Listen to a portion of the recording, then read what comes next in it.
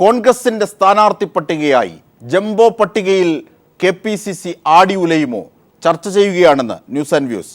തീർച്ചയായും നമ്മോടൊപ്പം Shri Jacob George, Shri Fakhruddin, doctor Venu Mohan തുടങ്ങിയവർ തത്സമയവും, ഒപ്പം അഡ്വക്കേറ്റ് ജയശങ്കറും ഷുക്കൂറും റഹീമും ടെലിഫോണിലും പ്രതീക്ഷിക്കുന്നു. ആദ്യം നമുക്ക് ജില്ലകൾ തിരിച്ച്, മേഖലകൾ തിരിച്ചുള്ള റിപ്പോർട്ടിലേക്കും അതുമായി ബന്ധപ്പെട്ട ചർച്ചകളിലേക്കും പോകാം. ആദ്യം നമ്മൾ തെക്കൻ കേരളത്തിലേക്ക് പോകാം. ജില്ലാതല സ്ഥാനാർത്ഥി നിർണയ സമിതി നൽകിയ സാധ്യതാ പട്ടികയുടെ വിശദാംശങ്ങളാണ് ഇന്ന് പീപ്പിൾ TV പുറത്തുവിട്ടത്. സിറ്റിംഗ് MLA-യുടെ പേരുകൾ അതത് മണ്ഡലത്തിൽ ഉൾപ്പെടുത്തിയിട്ടുണ്ട്. പത്തനാപുരത്ത് നിന്ന് സിനിമാ താരം ജഗദീഷും കൊട്ടാരക്കരയിൽ നിന്ന് കൊടിക്കുന്നിൽ സുരേഷും പട്ടികയിലുണ്ട്. ജില്ലാതല സ്ഥാനാർത്ഥി നിർണയ സമിതികൾ KPCCക്ക് നൽകിയ സാധ്യതാ പട്ടികയുടെ വിശദാംശങ്ങളാണ് പുറത്തു വന്നത്. സിനിമാ താരങ്ങളായ സിദ്ദിഖിനെ അരൂരിലും ജഗദീഷിനെ പത്തനാപുരത്തും മത്സരിപ്പിക്കാൻ KPCC നേതൃത്വം ആലോചിക്കുന്നു. സിറ്റിംഗ് MLA-മാരെ ആരെയും സാധ്യതാ പട്ടികയിൽ ഒഴിവാക്കിയിട്ടില്ല. തിരുവനന്തപുരം ജില്ലയിലെ വാമനപുരം മണ്ഡലത്തിൽ രമണി P. നായർ, ശരത്ചന്ദ്ര പ്രസാദ്, കരകുളം കൃഷ്ണപിള്ള, MM ഹസൻ എന്നിവരുടെ പേരുകളാണ് പട്ടികയിലുള്ളത്. സിറ്റിംഗ് MLA-മാരായ VS Sivakumar, K. Muraleedharan, N. Sakthan, Palode Ravi, Varkala Kahar, KS Sabarinath, MA Vahid തുടങ്ങിയവർ അതത് മണ്ഡലങ്ങളിലെ പട്ടികയിലുണ്ട്.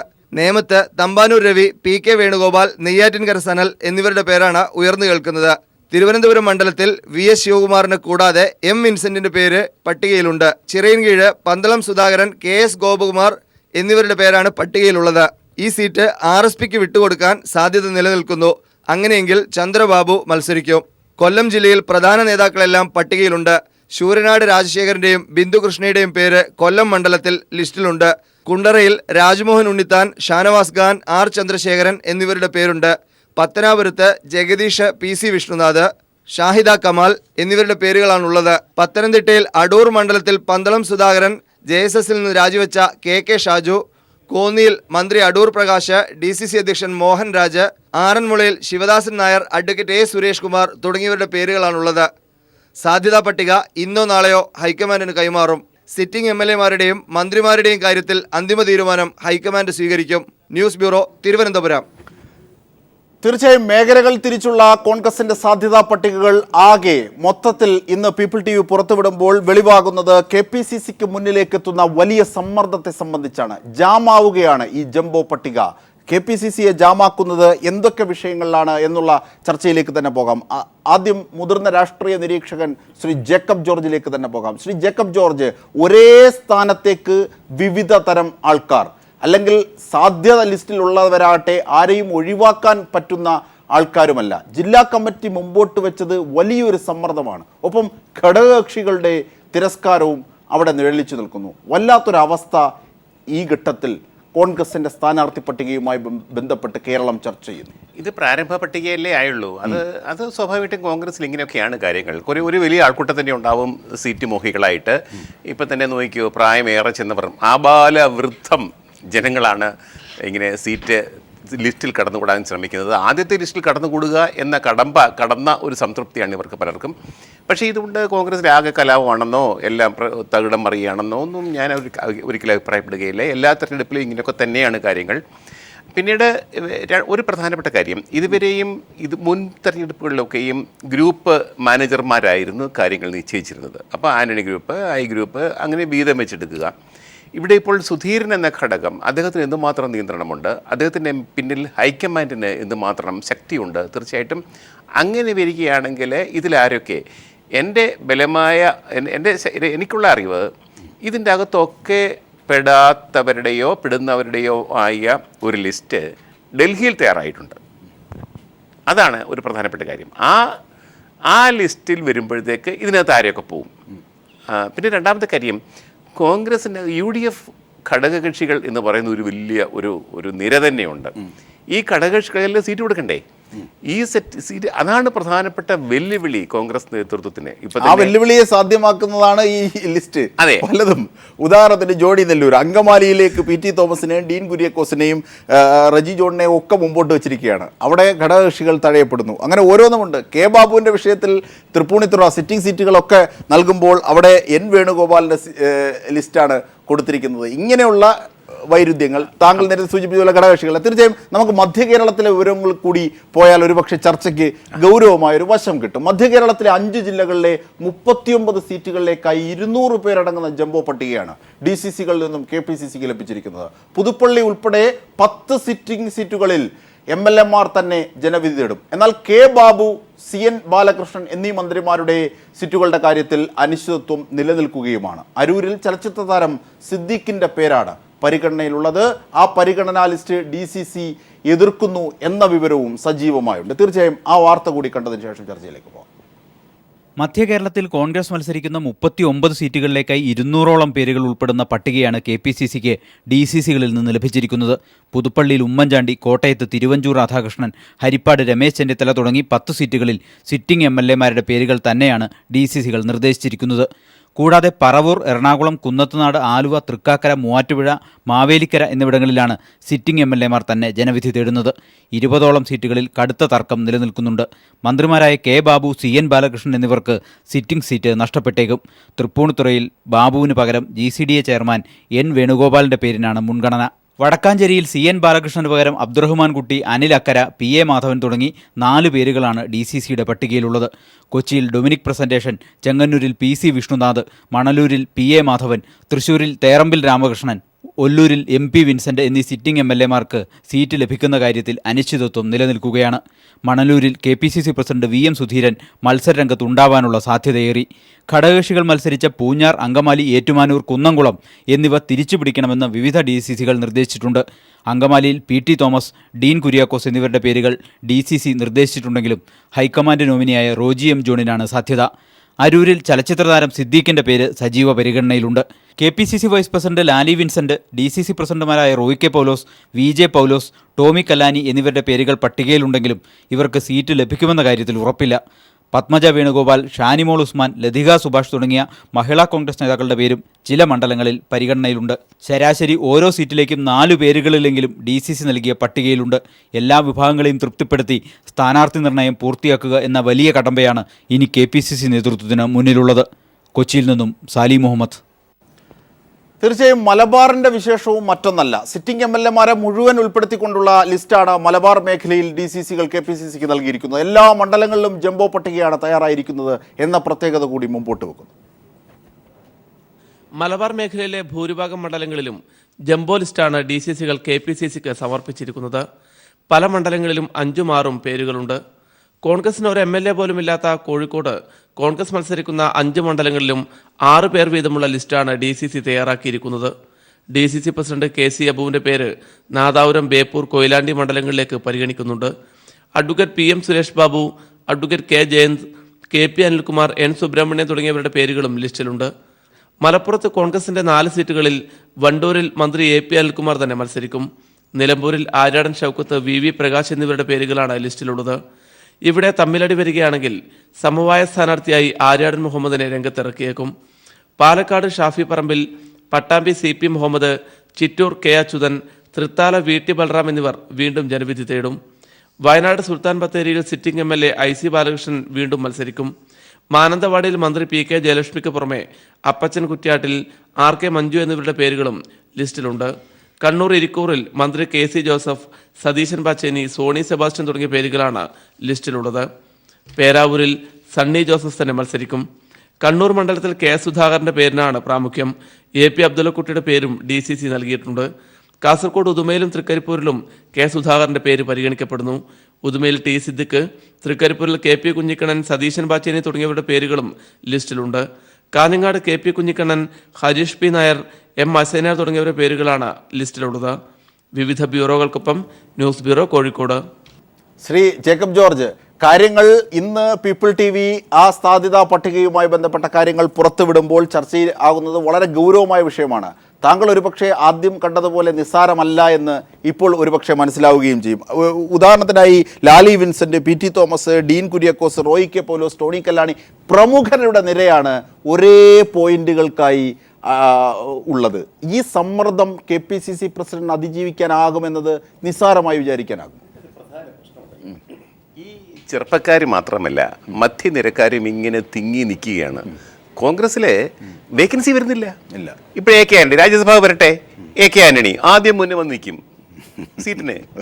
അത് സീറ്റ് കൈവച്ച് കൊടുക്കും, അത് വെള്ളി തെളികെ വെച്ച് കൊടുക്കുകയും വേണം. അല്ലാതെ അതൊന്നുമല്ല. കാരണം അതിന് അദ്ദേഹം വഴിയൊരുക്കി കഴിഞ്ഞു. വയലാർ രവിക്ക് സീറ്റ് അദ്ദേഹം തന്നെയാണ് ഒപ്പിച്ചു കൊടുത്തത്. വയലാർ രവിക്ക് ഓർമ്മയിൽ എന്താണ് എവിടെയാണെന്നൊന്നും ഇടയ്ക്കൊരു വാർത്താ സമ്മേളനത്തിലൂടെ സംസ്ഥാനത്ത് പ്രത്യക്ഷപ്പെടുകയും ചെയ്തു. ആന്റണി രാജ്യസഭയിൽ പോയിട്ട് എന്താക്കാനാ? ആന്റണി ഏറ്റവും വലിയ വയലാർ രവി ഒരു കാലത്ത് ഭയങ്കര പെർഫോമർ ആയിരുന്നു. ഈ ആന്റണിനെ കൊണ്ട് രാജ്യസഭയിൽ ലോക്സഭയിൽ ഒരു ഗുണവുമില്ല. കേരളത്തിൽ എന്തെങ്കിലും പ്രയോജനമുണ്ടോ? അതെ, ആന്റണിക്ക് എന്തെങ്കിലും പ്രയോജനമുണ്ടോ? ഇവർക്കുണ്ടല്ലോ ഒരു പ്രതിച്ഛായ അങ്ങോട്ട് ഡെപ്പോസിറ്റ് ചെയ്തിട്ട് അതിന്റെ പേരിൽ ഈ സ്ഥാനമോഹവും അഴിമതിയാണ്. അത് കൊണ്ടുവരണം. ഈ സ്ഥാനമോഹം എന്ന് പറയുന്നത് ഒരു തരത്തിൽ ഒരു ഭീകരമായ കേരള സമൂഹത്തിലുള്ള അഴിമതിയാണ്. അങ്ങനെ ഒരു പ്രചാരണം എന്തുകൊണ്ട് യൂത്ത് കോൺഗ്രസ്സുകാരും KUCക്കാരും അഴിച്ചുവിടുന്നില്ല? SFIക്കാരും DYFIക്കാരും അഴിച്ചുവിടട്ടെ, പ്രായമായവർ മാറി നിൽക്കട്ടെ. ഇപ്പം നോക്കി, ഈ പലരും ആംബുലൻസ് വേണ്ടി വരും പ്രചാരണത്തിൽ ഇറങ്ങാൻ, ഓക്സിജനും സിലിണ്ടറും ഒക്കെ ആയിട്ട് പോകേണ്ടി വരും, ഊന്നുവടിയൊക്കെ ആയിട്ട് 3-4 പേര് താങ്ങി പിടിച്ചുകൊണ്ട്. ഇത് സമ്മതിച്ചുകൂടാ. കേരളത്തിലെ ചെറുപ്പക്കാരുടെ നാടാണ് കേരളം. ഇപ്പം നോക്കിയാൽ ലിസ്റ്റ് നോക്കിയേ, മൂത്ത് നിറച്ച കുറേ കക്ഷികൾ നിൽക്കാൻ പോവാ കോൺഗ്രസിന്റെ പേരിൽ. രാഷ്ട്രീയ പക്വതയൊക്കെ പരിഗണിക്കട്ടെ. എന്തൊന്ന് പക്വത? ഈ സമൂഹത്തിൽ ഭൂരിപക്ഷമുള്ളത് ചെറുപ്പക്കാരാണ്. ഈ ചെറുപ്പക്കാരെ 80-ഉം 90-ഉം കഴിഞ്ഞ വൃദ്ധന്മാരല്ല ഭരിക്കേണ്ടത്. അങ്ങനെയുള്ളവരല്ല ഇവരെ പ്രതിനിധീകരിക്കേണ്ടത്. ഇവിടെ യുവാക്കളുടെ, വിദ്യാർത്ഥി നേതാക്കന്മാരുടെ പ്രതിനിധികൾ നിയമസഭയിലേക്ക് കടന്നതാണ്. ഏത് പാർട്ടിയാണെങ്കിലും, ഏത് ഘടകകക്ഷിയാണെങ്കിലും, ഏത് മുന്നണി പാർട്ടിയാണെങ്കിലും ചെറുപ്പക്കാർ കടന്നു വരണം. അതിനുള്ള ഒരു തയ്യാറെടുപ്പാണ് രാഷ്ട്രീയ കക്ഷികൾ നടത്തേണ്ടത്. അതിന് തയ്യാറുണ്ടോ രാഷ്ട്രീയ കക്ഷികൾ? അതിനുവേണ്ടി വാദിക്കാൻ പണ്ട് AK ആന്റണി വാദിച്ചല്ലോ. ഈ പ്രായമുള്ള നേതാക്കന്മാർ, അന്ന് പ്രായമുള്ളവരെന്ന് പറയുന്നത് അന്ന് 60 വയസ്സേ ഉള്ളൂ. R ശങ്കറിന് 60 വയസ്സുള്ളപ്പോൾ ചിറയൻകീഴ് മത്സരിക്കാൻ വന്നു. വയലാർ രവി പറഞ്ഞു പറ്റത്തില്ല, ഈ പടുവൃദ്ധന്മാരെയൊക്കെ ഒഴിവാക്കണം. എന്നിട്ട് വയലാർ രവി ആ സീറ്റ് പിടിച്ചു മേടിച്ചു. വയലാർ രവിക്ക് അന്ന് എന്താ 30 വയസ്സേ ഉള്ളൂ. ഇന്നും വയലാർ രവി രാജ്യസഭാ അംഗമാണ്, മാറിക്കൊടുക്കത്തില്ല. കോൺഗ്രസ് നേരിടുന്ന ഏറ്റവും വലിയ പ്രശ്നം ഈ വൃദ്ധ നേതാക്കന്മാരുടെ ആധിക്യം. അവരിങ്ങനെ പിടിച്ചു വെച്ചിരിക്കുകയാണ്, വിട്ടുകൊടുക്കുകയില്ല. അതാണ് ഇത്രയും തളൽ വരുന്നത്. തീർച്ചയായും ശ്രീ വേണുമോഹൻ, ഡോക്ടർ വേണുമോഹൻ, തീർച്ചയായും ഇവിടെ വളരെ ഷാർപ്പായ ഒരു നിരീക്ഷണം ശ്രീ ജേക്കബ് ജോർജ് നടത്തി. അതായത് ഹൈക്കമാൻഡ് ആരെ പിന്തുണയ്ക്കും എന്നുള്ളതാണ് വളരെ ഗൗരവമായ ഘട്ടം. ഇവിടെ ഘടകകക്ഷികളുമായി ബന്ധപ്പെട്ട സംഘർഷങ്ങൾ, ഒപ്പം ഒരേ സീറ്റിന് വിവിധ നേതാക്കന്മാർ തമ്മിലുള്ള സംഘർഷം, അവിടെ യൂത്ത് കോൺഗ്രസിൻ്റെതായ സമ്മർദ്ദം, ഇങ്ങനെയുള്ള സാധ്യതാ പട്ടികയിൽ തന്നെ അത് നിഴലിക്കുമ്പോൾ KPCC പ്രസിഡന്റ് മുന്നിലേക്ക് എത്തുന്നത് വലിയൊരു വെല്ലുവിളിയാണ്, സംശയമില്ല, രണ്ടഭിപ്രായമില്ല. അങ്ങനെയെങ്കിൽ KPCC പ്രസിഡന്റിന് ഹൈക്കമാൻഡിൻ്റെ പിന്തുണ, നേരത്തെ ശ്രീ ജേക്കബ് ജോർജൊക്കെ നിരീക്ഷിച്ചതുപോലെ ശരിയാണ്, അങ്ങനെയാണ് വാർത്തകൾ എത്തുന്നത്. ഹൈക്കമാൻഡ് ഒരു ലിസ്റ്റ് ഏതാണ്ട് തയ്യാറാക്കി വെച്ചിരിക്കുകയാണ്. ഇതിൽ ഈ സാധ്യതാ ലിസ്റ്റുകളെയും ഈ ലിസ്റ്റിനെയും എത്ര കണ്ട് ബന്ധപ്പെടുത്താനാകും എന്നുള്ളതാണ് KPCC പ്രസിഡന്റിൻ്റെ റോള്. വലിയ വെല്ലുവിളിയാണത്. അജിൻ സാർ, ഇപ്പം നിങ്ങളിവിടെ പറഞ്ഞ ഈ സാധ്യതാ ലിസ്റ്റ് എന്ന് പറഞ്ഞാൽ പൂർണ്ണമായി ശരിയല്ല. ഈ തെരഞ്ഞെടുപ്പിനെ സംബന്ധിച്ചിടത്തോളം കേരളത്തിലെ കോൺഗ്രസ് പാർട്ടിക്കും UDFനെ സംബന്ധിച്ചിടത്തോളം ഒരു ഭരണ തുടർച്ചയ്ക്കുള്ള അസുലഭമായ സന്ദർഭമാണ് കൈവന്നിരിക്കുന്നത്. ഇത്രത്തോളം അനുകൂലമായ സാഹചര്യങ്ങൾ ഇതിനു മുമ്പ് UDF ഭരിച്ചപ്പോൾ 1977 ഒരിക്കലും സംഭവിച്ചിട്ടില്ല. അതുകൊണ്ട് തന്നെ സ്ഥാനാർത്ഥി നിർണയം വളരെ കൃത്യനിഷ്ഠതയോടുകൂടി ഗ്രൂപ്പുകൾക്കും സമുദായങ്ങൾക്കും എല്ലാം അതീതമായി എഫിഷ്യൻസി മാത്രം നോക്കിക്കൊണ്ട് മുഖ്യമന്ത്രിയും ആഭ്യന്തരമന്ത്രിയും KPCC പ്രസിഡന്റും കൂടെ ചേർന്ന് ഒരേ മനസ്സോടെയുള്ള ഒരു സ്ഥാനാർത്ഥി പട്ടികയാണ് പുറത്തുവിടുന്നത്. അതിനകത്ത് എനിക്ക് കിട്ടിയ വിവരം അനുസരിച്ച് പറഞ്ഞാൽ എറണാകുളം തൊട്ട് തെക്കോട്ട് എടുത്തു കഴിഞ്ഞാൽ K ബാബു അടക്കമുള്ള സിറ്റിംഗ് MLA-മാർക്കെല്ലാം സീറ്റ് കിട്ടുവാനാണ് സാധ്യത. അതിലൊന്നും ഒരു തർക്കവും 4 പ്രാവശ്യത്തിൽ കൂടുതൽ സിറ്റിംഗ് ആയവരെ വേണ്ട എന്ന ഐ ഗ്രൂപ്പിന്റെ നിലപാടുണ്ട്. K ബാബുവിന്റെ വിഷയത്തിൽ തൃപ്പൂണിത്തറ N വേണുഗോപാലിനെയാണ് ജംബോ ലിസ്റ്റിൽ ഉൾപ്പെടുത്തിയിരിക്കുന്നത്. ഈ ഐ ഗ്രൂപ്പോ A ഗ്രൂപ്പോ അല്ല പ്രശ്നം. ഇത്തവണ ഭരണ തുടർച്ചയ്ക്കുള്ള ഒരു അസുലഭ സന്ദർഭം കോൺഗ്രസ് പാർട്ടിയുടെ മുമ്പിൽ എത്തി നിൽക്കുമ്പോൾ അത് തല്ലി തകർക്കുക എന്നുള്ളതല്ല. ആ മണ്ഡലത്തിൽ ഏറ്റവും അനുയോജ്യമായി, പ്രത്യേകിച്ച് ഞാൻ എറണാകുളത്തുനിന്ന് തെക്കോട്ട് നോക്കുമ്പോൾ സിറ്റിംഗ് MLA-മാരും പ്രായാധിക്യം, ജേക്കബ് ജോർജ് പറഞ്ഞ പോലെ പ്രായാധിക്യമുള്ളവരല്ല, അവർ അവശരല്ല, അവർ ചുറുചുറുക്കുള്ളവരാണ്, അവർ ആ മണ്ഡലത്തിലെ ജനകീയമായ നേതാക്കന്മാരാണ്. അവരെ വിട്ടുകൊടുത്തുകൊണ്ട് ഒരാൾക്ക് മത്സരിക്കാനാവും, അവരെല്ലാം കാൻഡിഡേറ്റ് ആവും, യാതൊരു തർക്കവും ഇല്ല. ഞാൻ മനസ്സിലാക്കിയിടത്തോളം അത് കഴിഞ്ഞുള്ള മണ്ഡലം, കാരണം ഈ സിറ്റിംഗ് MLA-മാർ കോൺഗ്രസിനെ സംബന്ധിച്ചിടത്തോളം അവർ ജനങ്ങൾക്ക് ഒപ്പം ജീവിച്ചവരാണ്. അവരുടെ അത്രയും സാധ്യതകൾ മറ്റൊരു കാൻഡിഡേറ്റിന് ഈ മണ്ഡലങ്ങളിലൊന്നുമില്ല. പിന്നെ പ്രായാധിക്യം കൊണ്ട് ചിലപ്പോൾ ആര്യാടൻ മുഹമ്മദോ CN ബാലകൃഷ്ണനോ തേറമ്പിൽ രാമകൃഷ്ണൻ അങ്ങനെയൊക്കെയുള്ള ചിലരും മാറിയെന്നിരിക്കും. ആര്യാടൻ മുഹമ്മദ് ഒക്കെ ഒരു കോൺസെൻസസ് കാൻഡിഡേറ്റ് ആയിട്ട് സമവായ സ്ഥാനാർത്ഥിയായിട്ട് വന്നാൽ അദ്ദേഹത്തിന്റെ വീട്ടിൽ തന്നെ ആയിരിക്കും സംഘർഷം ഉണ്ടാവുക. അല്ല, അതല്ല സാർ, ഈ സ്ഥാനാർത്ഥി കാരണം ആര്യടൻ മകൻ, എനിക്ക് തോന്നുന്നു ആര്യടൻ മുഹമ്മദ് കാൻഡിഡേറ്റ് ആവുമെന്ന് എനിക്ക് തോന്നുന്നില്ല. കാരണം ആര്യടൻ ഷൗക്കത്ത് സ്ഥാനാർത്ഥിയാണ്, അദ്ദേഹം മികച്ച സ്ഥാനാർത്ഥിയാവും. കേരളത്തിലെ പ്രധാനപ്പെട്ട കോൺഗ്രസ് സ്ഥാനാർത്ഥികളിലൊന്ന് ആര്യടൻ ഷൗക്കത്ത് തന്നെയായിരിക്കും, യാതൊരു സംശയമില്ല. കാരണം അദ്ദേഹം അവിടെ നേരത്തെ പഞ്ചായത്ത് പ്രസിഡന്റും നിലമ്പൂർ പഞ്ചായത്ത് പ്രസിഡന്റും നിലമ്പൂർ മുനിസിപ്പാലിറ്റി ചെയർമാനും കൂടിയായിരുന്നു. വളരെ സ്തുത്യർഹമായ സേവനം നിർവഹിച്ചിട്ടുള്ള ആളും കൂടിയാണ്. അതുകൊണ്ട് അദ്ദേഹത്തിന് വേറെ ഒരു ഓൾട്ടർനേറ്റീവ് ഉണ്ടാവും എന്ന് എനിക്ക് തോന്നുന്നില്ല. സാറേ, കോൺഗ്രസിന്റെ MLA-മാർ 3-4 പേര് ചിലപ്പം പ്രായാധിക്യം കൊണ്ടോ അങ്ങനെ മാറി നിന്നല്ലാതെ ഒന്ന് വരുന്നത് ആര്യാടൻ മുഹമ്മദ് പരസ്യമായിട്ട് മത്സരിക്കുന്നില്ല എന്ന് പറഞ്ഞിട്ടുണ്ട്. പിന്നെ വരാൻ ചാൻസ് CN ബാലകൃഷ്ണൻ, അദ്ദേഹം നിന്നാ ജയിക്കും, പക്ഷെ പ്രായത്തിന് ആരോഗ്യ പ്രശ്നങ്ങളുണ്ട്. പിന്നെ വരാൻ സാധ്യത തേറമ്പില്ല. പക്ഷേ ഈ 3 പേർക്കേ ഉള്ളൂ. ബാക്കിയെല്ലാം നിൽക്കുന്ന കോൺഗ്രസിന്റെ അവർ സ്വയം മാറുമോ അതോ മാറ്റി നിർത്തേണ്ടി വരും? അത് ഞാൻ പറയുന്നില്ല, അതെനിക്കല്ല, അത് എന്റെ കയ്യിലല്ല ഇത്. പക്ഷെ ഞാൻ മനസ്സിലാക്കിയെടുത്തോളം ഈ പറഞ്ഞ കോൺഗ്രസ് സിറ്റിംഗ് MLA-മാർക്ക് വിജയസാധ്യത കൂടുതലാണ്. വിജയസാധ്യതയുള്ള ഉദാഹരണം മധ്യ കേരളത്തിൽ തന്നെ എടുത്താൽ 39 സീറ്റിലേക്ക് 200 പേരുടെ ലിസ്റ്റ് തടയാനാകാത്ത പ്രമുഖരല്ല. ഇവര് ഈ ലിസ്റ്റ് എന്ന് പറഞ്ഞാൽ നിങ്ങൾക്ക് കിട്ടിയ ലിസ്റ്റ് എന്ന് പറയുന്നതല്ലല്ലോ കോൺഗ്രസിന്റെ ലിസ്റ്റ്. അത് KPCC പ്രസിഡന്റും ആഭ്യന്തരമന്ത്രി മുഖ്യമന്ത്രിയും കൂടെ ചേർന്നൊരു ലിസ്റ്റുണ്ട്. ആ ലിസ്റ്റിനകത്തെന്ന് പറയുന്നത് വിജയസാധ്യത മാത്രമേ ഉള്ളൂ. ബാക്കി മണ്ഡലം തൊട്ട് നമ്മൾ സ്ക്രൂട്ടണി നടത്തി കൊണ്ടുവരുന്ന ലിസ്റ്റുകളാണ്.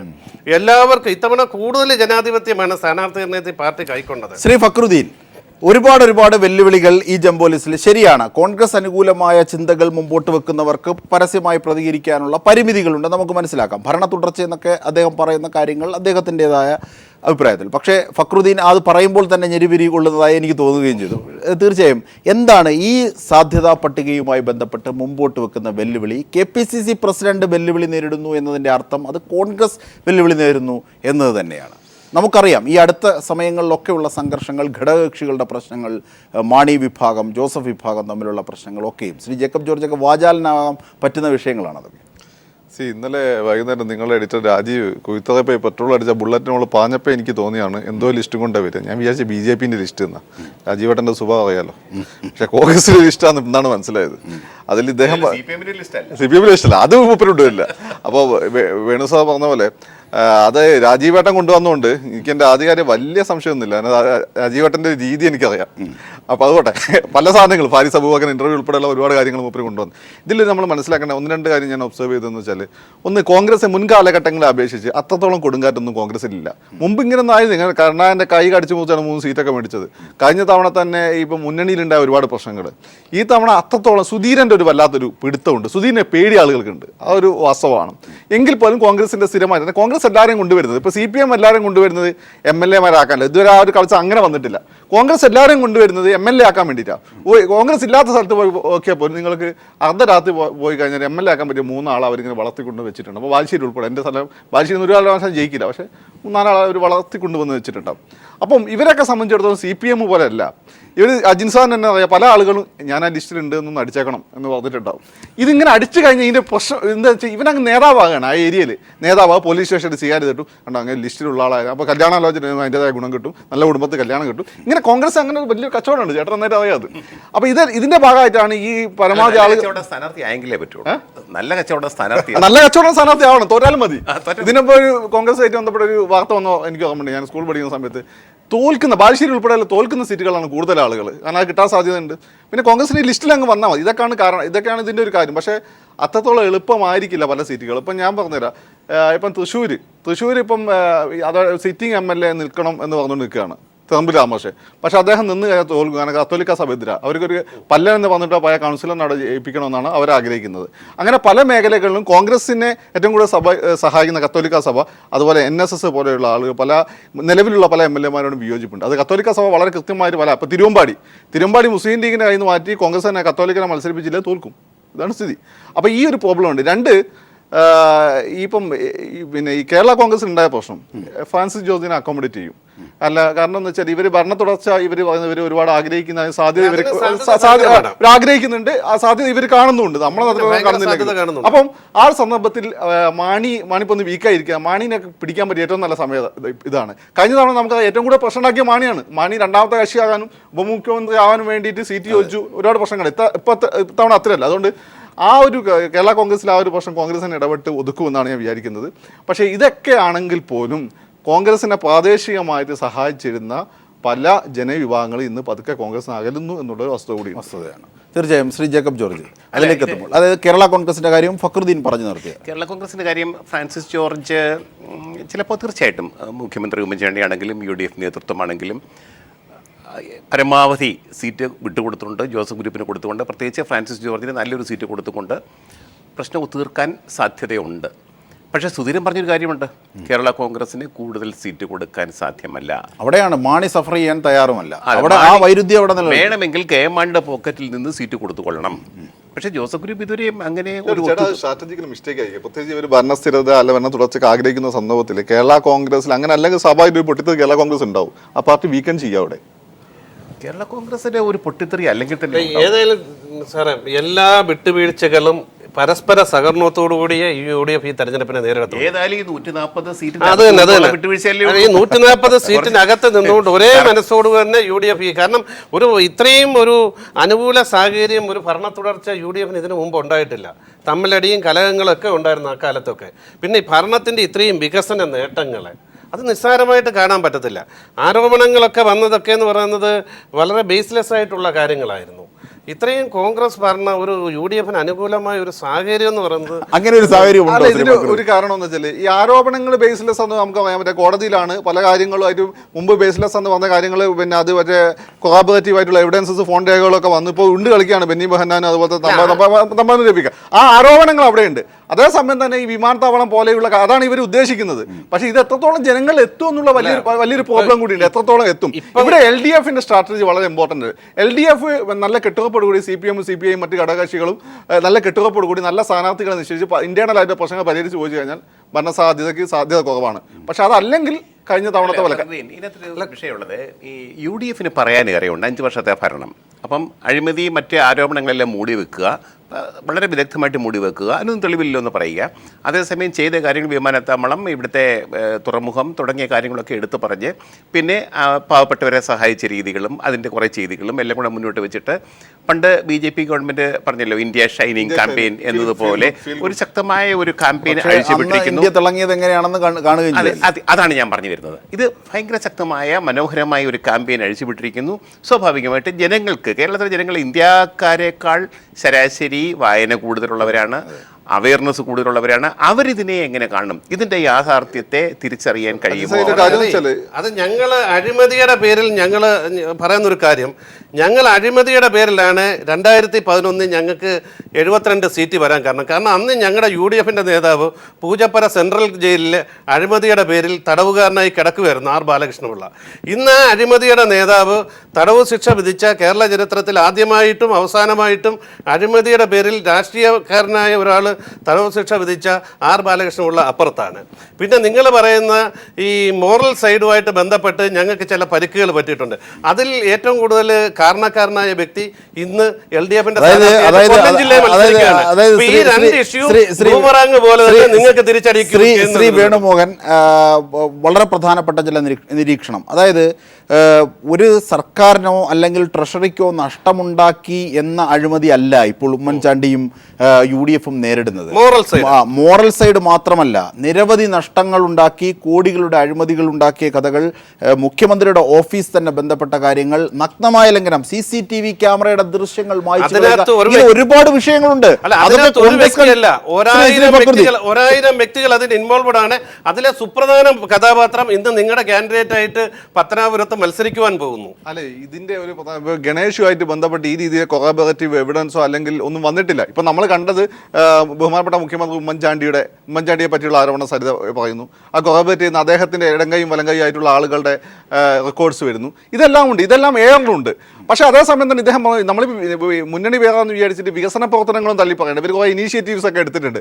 പക്ഷേ ഇത് ഒരു ക്ലോസ്ലി കണ്ടസ്റ്റഡ് ഇലക്ഷനാണ് വരാൻ പോകുന്നത്. അതാണ് പ്രശ്നം. ഇവർ അത്രമാത്രം ശുഭാപ്തി വിശ്വാസമൊന്നും പ്രകടിപ്പിക്കേണ്ട ഒരു ആവശ്യമില്ല. കാരണം എന്ന് വെച്ചാൽ വെൽഫെയർ രംഗത്ത്, ഒരു വെൽഫെയർ സ്റ്റേറ്റ് എന്നുള്ള രംഗത്ത് ഒരു കാലഘട്ടത്തിൽ UDF ഒന്നും മുന്നോട്ട് വെക്കാണ്ടായിരുന്നില്ല. എക്കാലഘട്ടത്തിൽ LDF എഡ്ജ് ഉണ്ടായിരുന്നു. കാരണം ഇവരൊന്നും ചെയ്യില്ലല്ലോ അവിടെ.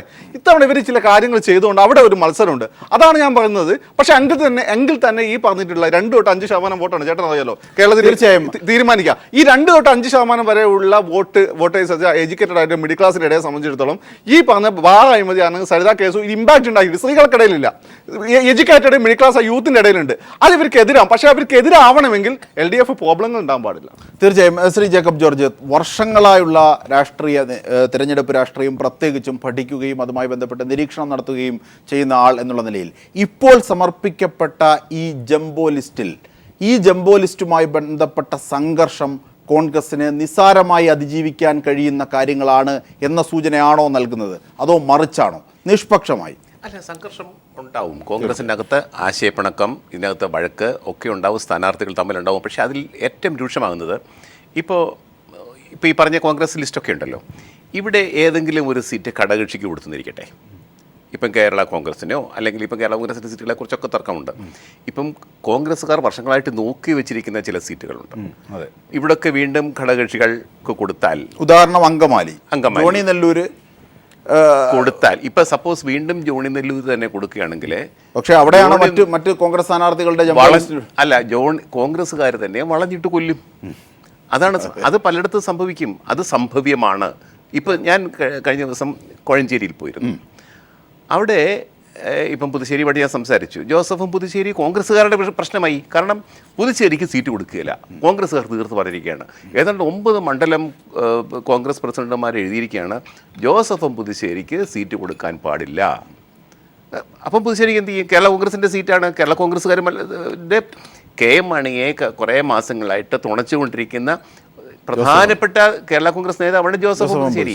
പുതുശ്ശേരിക്ക് സീറ്റ് കൊടുക്കാതിരിക്കുന്നത് എങ്ങനെ? പുതുശ്ശേരി ആണെങ്കിൽ നല്ല ഒരു MLA ആയിരുന്നു, നല്ലവരിൽ നല്ലവനായ ഒരു രാഷ്ട്രീയക്കാരനുമാണ്. അപ്പം പുതുശ്ശേരിക്ക് സീറ്റ് കൊടുത്താൽ കോൺഗ്രസ്സുകാരനെ തോപ്പിക്കുമെന്ന് പറയുന്നു, തിരിച്ചു കൊടുക്കരുതെന്ന് പറയുന്നു, സീറ്റ് കൊടുത്താൽ കോൺഗ്രസ്സുകാരെ തോപ്പിക്കും. ഇതുപോലെയുള്ള പ്രശ്നങ്ങൾ പലയിടത്തും. തീർച്ചയായും അതൊക്കെ, ആ പ്രതിസന്ധികളൊക്കെ വളരെ വലിയ രീതിയിലാണ് KPCCയുടെ മുമ്പിലേക്ക് എത്തിയിരിക്കുന്നത്. ഇന്ന് പീപ്പിൾ TV പുറത്തുവിട്ട ആ ജംബോ ലിസ്റ്റ് മുമ്പോട്ട് വെക്കുന്ന വലിയ സംഘർഷത്തിന്റെ രാഷ്ട്രീയം തീർച്ചയായും അതിൽ നിന്ന് തന്നെ വായിച്ചെടുക്കാമെന്ന് നിഷ്പക്ഷ നിരീക്ഷക ലോകവും വിലയിരുത്തുന്നു. തീർച്ചയായും തെരഞ്ഞെടുപ്പ് ചൂടടുക്കുന്ന ഘട്ടത്തിൽ ഇതോടൊപ്പം തന്നെ ചർച്ച ചെയ്യപ്പെടേണ്ട ഒന്നാണ് NDAയിലേക്ക് ഒരു പുതിയ കക്ഷി വരുന്നു എന്നത്. മൂന്നാം മുന്നണി എന്ന് പറഞ്ഞിരുന്ന കക്ഷി NDAയിലേക്ക് കൂടുമാറുന്നു എന്നതിൻ്റെ വിഷയം കൂടി ന്യൂസ് ആൻഡ് വ്യൂസ് ചർച്ചയ്ക്കായി എടുക്കുകയാണ്. വെള്ളാപ്പള്ളി നടേശൻ 70 സീറ്റാണത്രേ NDA ഘടകകക്ഷിയായി ചോദിച്ചിരിക്കുന്നത്. തീർച്ചയായും അതിലേക്കൊക്കെ എത്താം. BJS NDAയുടെ ഭാഗമാകുമെന്ന് വെള്ളാപ്പള്ളി നടേശൻ പറഞ്ഞു. BJPയുമായി സീറ്റ് ചർച്ചകൾ നടത്തുമെന്നും വെള്ളാപ്പള്ളി നടേശൻ വ്യക്തമാക്കി. BJPയുമായുള്ള സഖ്യ ചർച്ചകൾക്കായി വെള്ളാപ്പള്ളി നടേശൻ ഇപ്പോൾ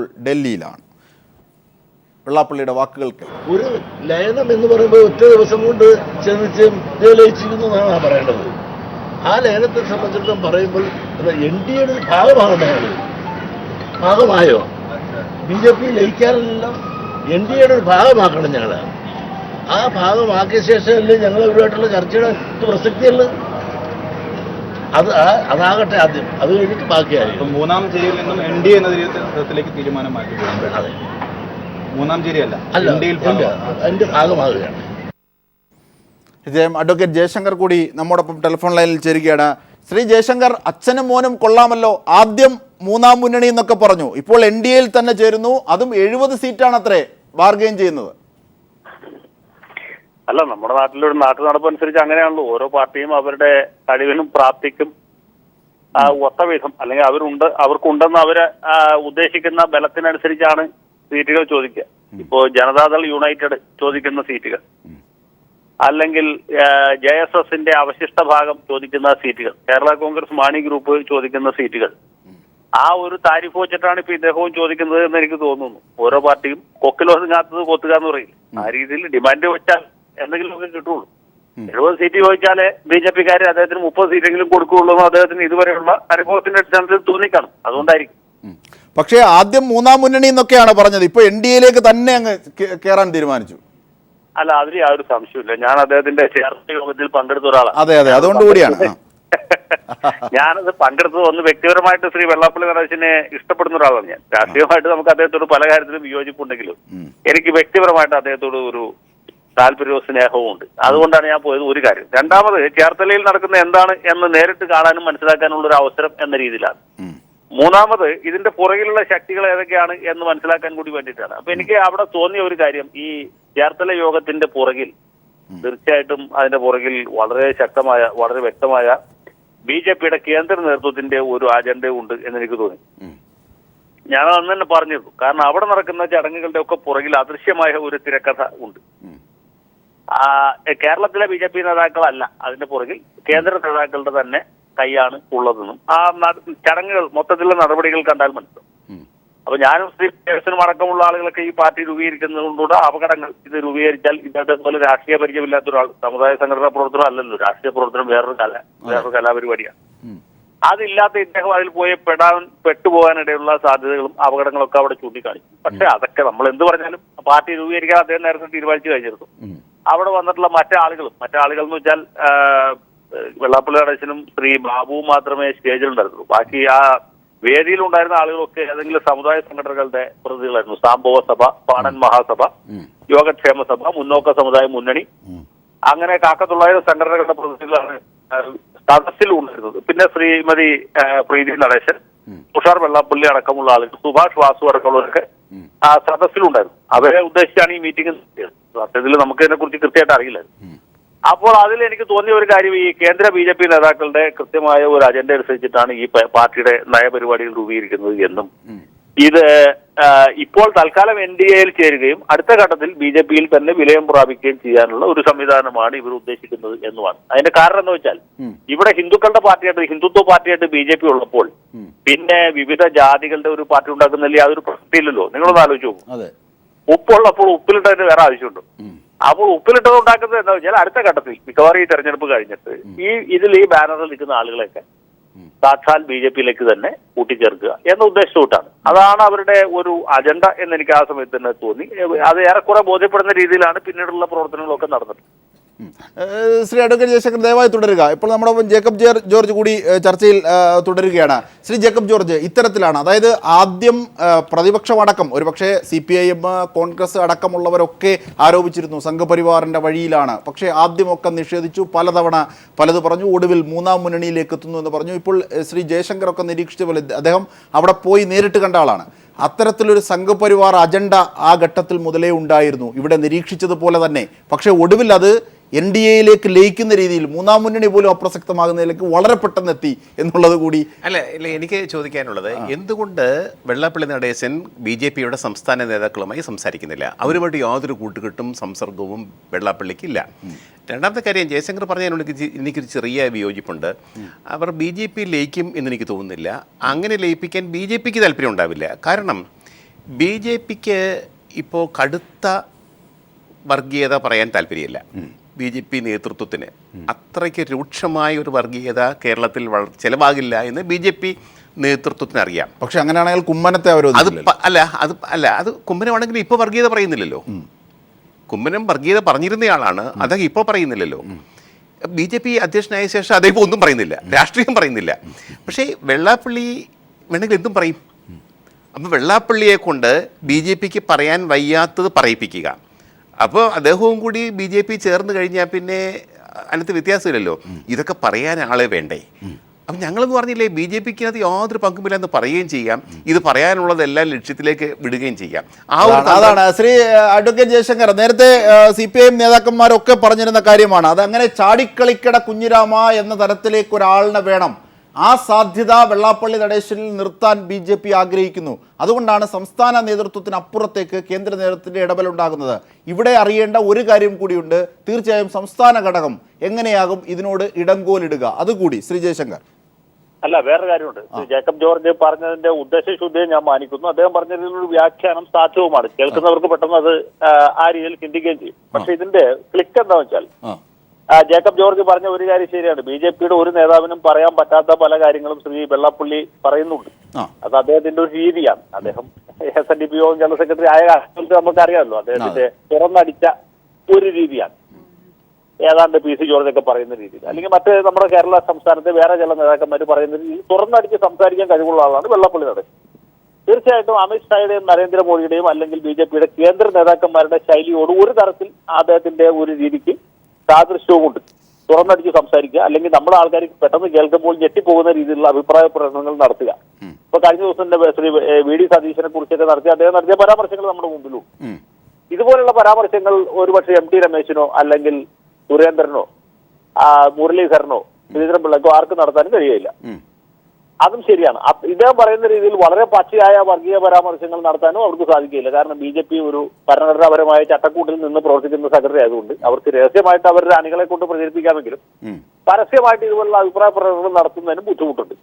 പക്ഷേ ഈ പാർട്ടി ഉണ്ടാക്കുന്നതിന്റെ പുറകിൽ ഇവരുടെ ഉദ്ദേശം, കേന്ദ്ര നേതൃത്വത്തിന്റെ ഉദ്ദേശം എന്ന് വെച്ചാൽ അതാണ് നമ്മൾ ആലോചിക്കേണ്ടത്. എന്തുകൊണ്ട് ഇങ്ങനെ ഒരു പാർട്ടി, ഈ ഹിന്ദുത്വ പാർട്ടിയായിട്ട് BJP ഉള്ളപ്പോൾ വേറെ ഹിന്ദു ജാതികളുടെ ഒരു പാർട്ടി ഉണ്ടാക്കുന്നു എന്ന് ചോദിച്ചാൽ പ്രധാനമായിട്ടും പിന്നോക്ക സമുദായക്കാർക്ക് പ്രാമുഖ്യമുള്ള ഒരു പാർട്ടിയാണ്. OBC വിഭാഗത്തിൽപ്പെട്ട ജാതികളുടെ സംഘടനകളും അതുപോലെ തന്നെ പട്ടികജാതി സമുദായത്തിൽപ്പെട്ട ആളുകളുടെ ഒരു സംഘടനയുമാണ്. കേരളത്തിലെ BJP-യുടെ സ്വഭാവം വെച്ച് നോക്കിക്കഴിഞ്ഞാൽ നമുക്കറിയാം, സവർണ കേന്ദ്രീകൃതമാണ് BJP. അതില് സുരേന്ദ്രനെ പോലെ അല്ലെങ്കിൽ മുരളീധരനെ പോലെ ശോഭാ സുരേന്ദ്രനെ പോലെയൊക്കെയുള്ള അവർണ വിഭാഗത്തിൽപ്പെട്ട കുറെ നേതാക്കന്മാരുണ്ട്. PM വേലായുധനെ പോലെ പട്ടികജാതിക്കാരും ഒക്കെ ഉണ്ട്. പക്ഷെ എന്നാലും നമുക്കറിയാം സവർണ കേന്ദ്രീകൃതമാണ്. നായർ തൊട്ട് മേപ്പോട്ടുള്ള ജാതിക്കാരാണ് BJP-യിൽ അധികമുള്ളത് കേരളത്തിൽ. അങ്ങനെ ഒരു സാഹചര്യത്തിൽ OBC വിഭാഗത്തിലേക്കും പട്ടിക വിഭാഗത്തിലേക്കും കൂടി അവരുടെ ശക്തി വ്യാപിപ്പിക്കണം. BJP കേന്ദ്ര തലത്തിൽ തന്നെ പയറ്റിക്കൊണ്ടിരിക്കുന്ന ഒരു OBC രാഷ്ട്രീയമുണ്ട്. അതിൽപ്പെട്ട ഒരാളാണ് നരേന്ദ്രമോദി അടക്കം. അപ്പൊ ഈ OBC വിഭാഗത്തിലേക്ക് വ്യാപിപ്പിക്കണമെങ്കിൽ കേരളത്തിലെ ഏറ്റവും പ്രബലമായ പിന്നോക്ക സമുദായം ഹിന്ദു പിന്നോക്ക സമുദായം ഈഴവ സമുദായമാണ്. അവരാണെങ്കിൽ നമുക്കറിയാവുന്ന പോലെ കമ്മ്യൂണിസ്റ്റ് പാർട്ടികളുടെ വോട്ട് ബാങ്കാണ്. അതിലേക്ക് കടന്നു കയറണമെങ്കിൽ ആൾ വേണം. അതുകൊണ്ടാണ് വെള്ളാപ്പള്ളി നടേശനെ തന്നെ കേന്ദ്ര നേതാക്കൾ പിടിച്ച അമിത്ഷായും നരേന്ദ്രമോദിയും തീർച്ചയായും ശ്രീ അഡ്വക്കേറ്റ് ജയശങ്കർ അതേ പോയിന്റിൽ തന്നെ ഒരുപക്ഷെ ആലപ്പുഴയിൽ നിന്നും അങ്ങനെ ശബ്ദമുണ്ടായി. ഷുക്കൂർ പറഞ്ഞു ഈഴവ വോട്ടുകൾ ഒക്കെ അങ്ങനെ വോട്ട് ബാങ്ക് ആക്കി സൂക്ഷിക്കാൻ വെള്ളാപ്പള്ളി നടേശൻ ആളല്ല, അതിന്റെ മൊത്തം കച്ചവടം മൊത്തം അച്ചാരമൊന്നും വെള്ളാപ്പള്ളി നടേശൻ വാങ്ങണ്ട എന്ന് ഷുക്കൂർ പറയുകയുണ്ടായി. ആ ഷുക്കൂർ തന്നെ നമ്മോടൊപ്പം ടെലിഫോൺ ലൈനിലുണ്ട്. ശ്രീ ഷുക്കൂർ, ആലപ്പുഴയിൽ നിന്ന് അച്ഛനും മകനും ചോദിച്ചിരിക്കുന്നത് 70 സീറ്റാണത്രേ. അല്ല, വെള്ളാപ്പള്ളി നടേശന് അങ്ങനെ ഈഴവ സമൂഹത്തിന്റെ മൊത്ത കച്ചവടം നടത്തണമെന്നാണ് അദ്ദേഹം ആഗ്രഹിക്കുന്നത്. ഈഴവ സമൂഹം തിരിച്ചറിഞ്ഞിട്ടുണ്ട്.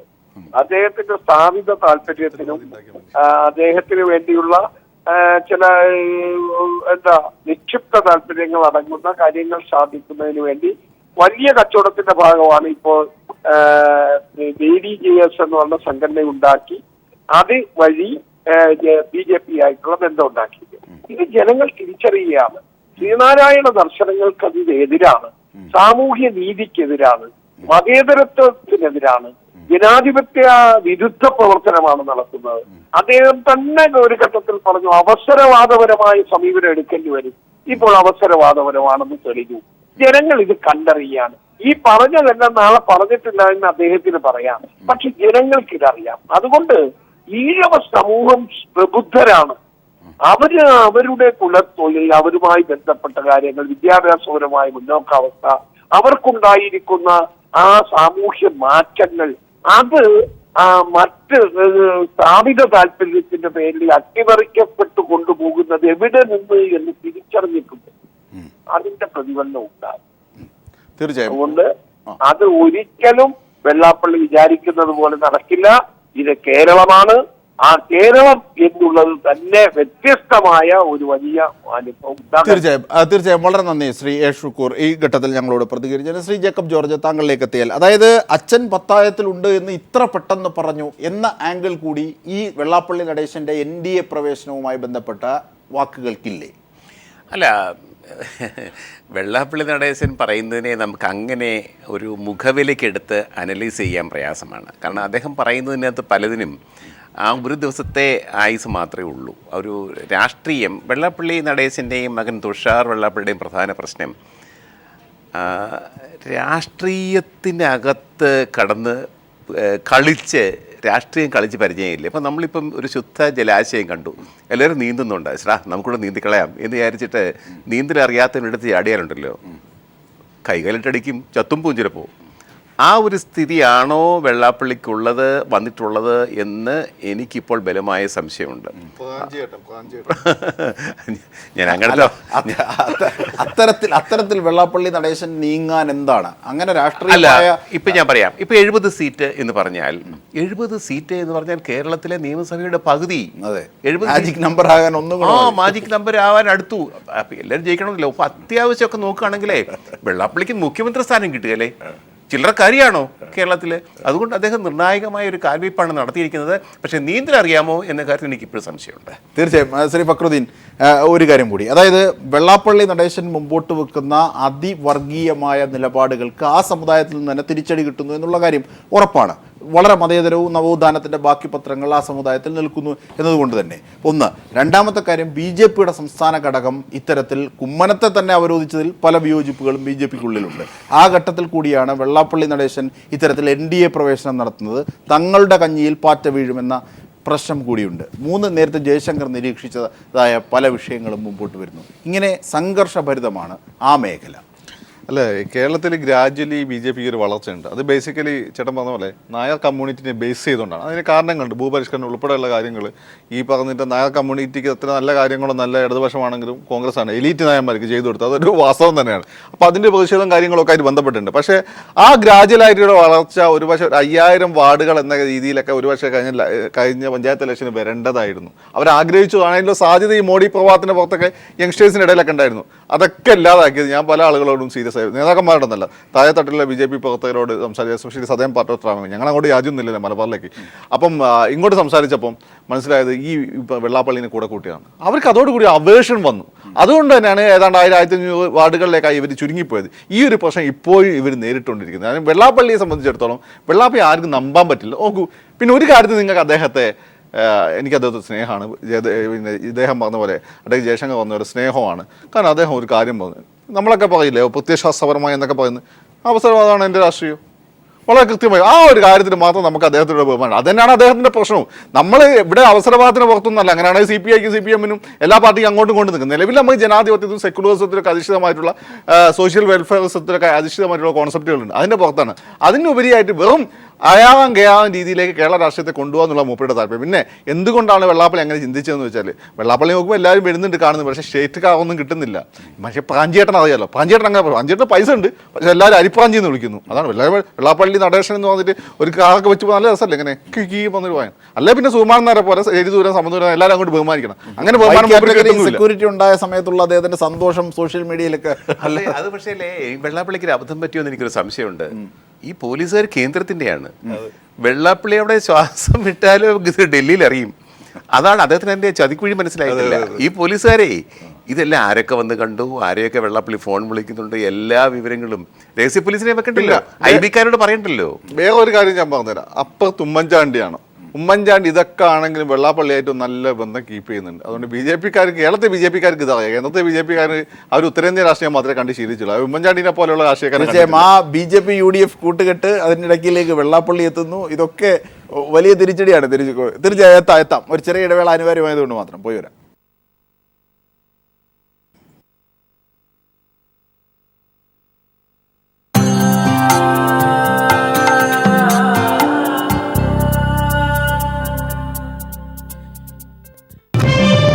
ICL News and Views.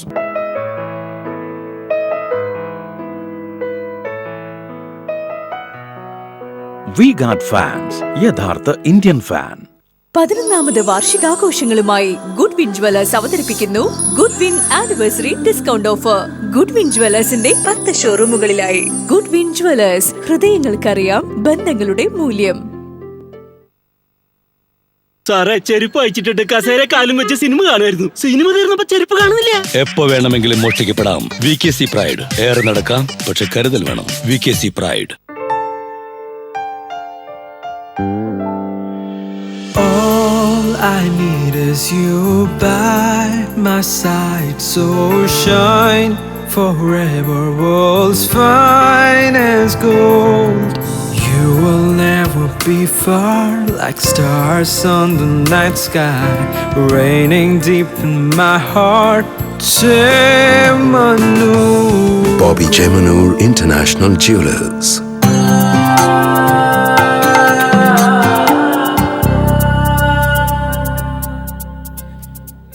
തീർച്ചയായും വെള്ളാപ്പള്ളി നടേശൻ്റെ കള്ളി പുറത്തായോ? എങ്ങനെയാണ് മൂന്നാം മുന്നണിയിൽ നിന്നും NDAയിലേക്ക് പോകുന്നത് സംബന്ധിച്ചുള്ള കാര്യങ്ങൾ പറയുന്നത്? 70 സീറ്റിൻ്റെ സമ്മർദ്ദം മുമ്പോട്ട് വെക്കുന്നത്. തീർച്ചയായും ആ ചർച്ചയുടെ അവസാന ഘട്ടത്തിലേക്ക് എത്തുമ്പോൾ ശ്രീ വേണുമോഹൻ, ഡോക്ടർ വേണുമോഹൻ, ഇത്തരത്തിൽ വെള്ളാപ്പള്ളി നടേശനും BJPയും UDFും തമ്മിലുള്ള അന്തർധാരയിലെ കൂട്ടുകെട്ട്, ഇതാണ് ഭീഷണിയായി മറ്റൊന്നായി കേരള സമൂഹം കാണുന്നതെന്ന് ഫക്രുദ്ദീൻ നിരീക്ഷിക്കും. അൻവർ സാദേ, ഇപ്പോഴേ നമ്മളൊരു കാര്യം മനസ്സിലാക്കണം. 10-15 വർഷത്തിന് മുമ്പുള്ള ഇന്ത്യൻ രാഷ്ട്രീയമല്ല ഇന്ന്. ഇന്ത്യയെ സംബന്ധിച്ചിടത്തോളം BJPയും അതിൻ്റെ നേതാക്കന്മാരും രാഹുൽ ഗാന്ധി എന്ന് പറഞ്ഞ കോൺഗ്രസിൻ്റെ നേതാവിനെ തൂക്കിക്കൊല്ലണമെന്നും പറഞ്ഞ് നിൽക്കുന്ന ഒരു കാലഘട്ടത്തിൽ ഏതെങ്കിലും ഒരു BJPക്കാരൻ UDFനെ സഹായിക്കുമോ? ഇന്ത്യ മഹാരാജ്യം മൊത്തം സംഘപരിവാറിൻ്റെ അസഹിഷ്ണുതയുടെ രാഷ്ട്രീയം നിറഞ്ഞു നിൽക്കുന്ന ഈ ഘട്ടത്തിൽ കോൺഗ്രസ്സാണ് അവർക്ക് ഇന്ത്യയിലെ ഏറ്റവും വലിയ ശത്രു, രാഹുൽ ഗാന്ധിയാണ് അവർക്ക് ശത്രു. അവരുടെ MLAമാർ വരെ പരസ്യമായി രാഹുൽ ഗാന്ധിയെ തൂക്കിക്കൊല്ലുവാൻ വേണ്ടി നിൽക്കുമ്പോൾ